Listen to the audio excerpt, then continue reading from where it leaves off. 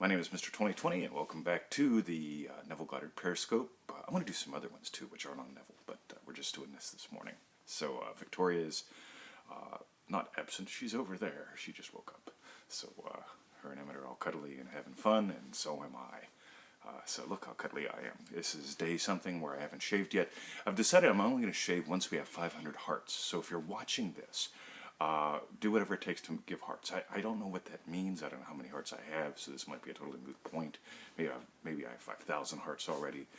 Who cares? It's good fun, and life can actually be that way. So you can manifest a lifestyle where it doesn't matter if you're a little fuzzy some days, weeks, months, years. So let's dive into a little bit of Neville today, because this is a really good one. We just wrote an article on this, so here's a tiny little quote from it. It's really good, and we'll figure out how to get you to that article at freeneville.com. Now, nothing has ever happened to you that you did not set in motion in your imagination.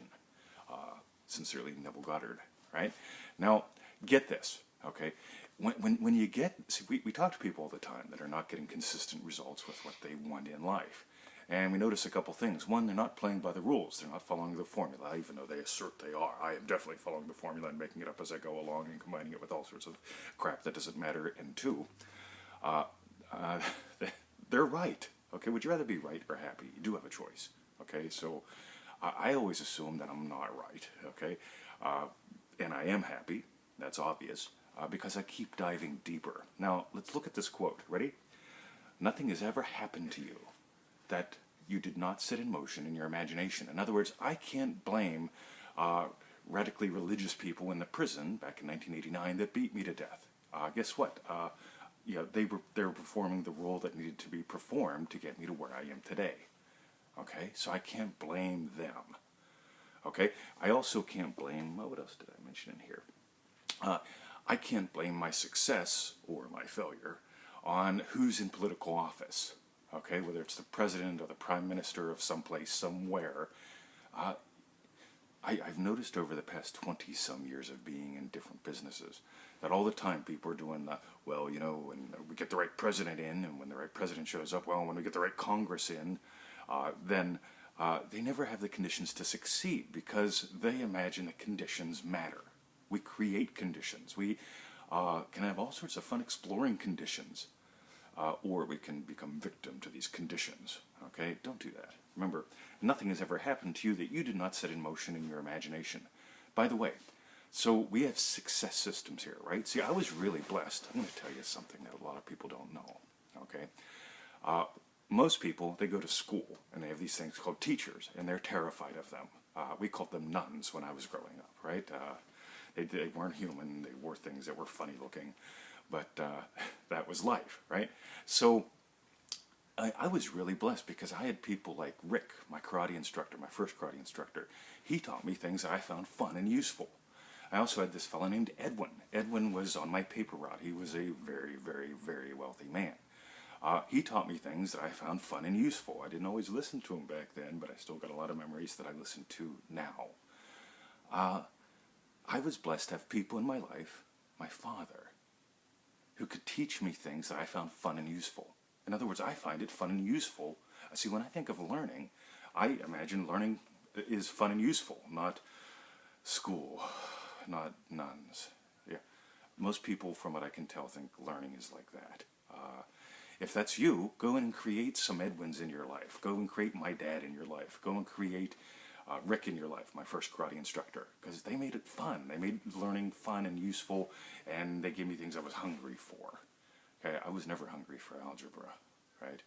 I really enjoyed the one girl that sat in front of me in algebra, but not algebra itself. I think Victoria knows that. She's over there just doing fine. Excellent. Now, why do I mention all that? You see, we have systems in place. So I've worked with mentors. We've got systems in place for success. We do the emailing, we invest in things like technology and servers, and we take courses in business. We learn from people that know more than us because it's useful. But none of that is what makes us successful. In other words, I am not a victim to my success systems. I am not a victim to my mentors. I am not a victim to sending out the email every day. The reason why it all works is because we've imagined that it works. So Neville also teaches that what will happen in your life will happen in the most natural way possible. So natural that you and other people are going to be tempted to say, oh, it would have happened anyway. Some people look at me and they say, you know what, you're to be successful even if you... It's not this imagination thing that causes you to be successful. What causes you to be successful is the fact that you have systems and mentors and you invest in technology and in yourself. That's true, I do all those things. But the reason that it's successful is because I've imagined success. I've imagined millions and millions and millions of people being blessed. So is Victoria. So you can do all the right things. But all that doing doesn't matter if you're not being what you need to be. Okay, get it? You can have some fun with this. So who do you get to be? Who do you get to become? You see, you get to define the direction you go in. You get to discover who you get to be in the process. I've gotten to discover who this Mr. 2020 guy is, who on a Friday morning in Australia needs a shave and looks over at the puppy dog and Victoria way over in the far corner. By the way, this is our house. We decided to stick a photo of it. It's a little bit of a side view. It's really cool, but you can see more of it now, and you can see more of it if you go to any of our Facebook pages and all that good stuff. So let's summarize it up real quick. Nothing has ever happened to you that you did not set in motion in your imagination. In other words, my success is not, I'm not a victim to my systems or my mentors. I can't blame them for my success. What I can blame for my success is the imagination. What I can blame for any frustration I've ever had is my imagination. And by the way, one more side note. The Camp Hill prison riots, right? Some people say, well, you know, if you had this all right. You know, that was a bridge of incident.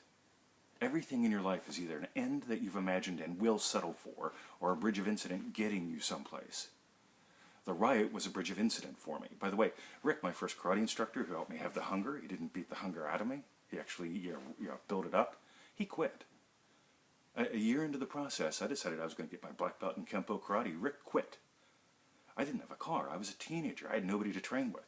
So I imagined up some new training partners.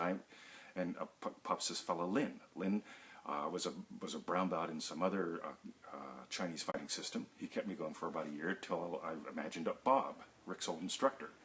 Bob showed up, and Bob taught in the next town over. Bob used to give me rides to classes every week because I didn't have a car, and it would take me an hour to hitchhike or walk there. So Bob would pick me up. I had a chauffeur. My second instructor was my chauffeur. But here's the thing. I manifested Rick quitting teaching because Rick was only a first-degree black belt. He couldn't give me my black belt. Bob could. He was a third. And so I trained with Bob for years and years. And then I imagined Bob quitting. Well, I didn't really imagine Bob quitting. I imagined learning some other cool stuff. And Bob quit, and it got me out of my comfort zone. So lots of hidden tiny little lessons there. By the way, if you're enjoying these Periscope videos, drop us an email at 2020@xhostage.com. That's 2020@exhostage.com. 2020@xhostage.com. Visit us at freeneville.com. The article we just put up today is Neville Goddard Success Secrets #1. You can find it somehow on there. Use the search box. And follow us on Facebook. And tell your friends. Tune into our Twitter feed so you get these live. And I just realized I can see people watching. There's 3 people watching. That's cool. So tune in live, have some fun, and that's all. Have a wonderful day. Freeneville.com. See ya.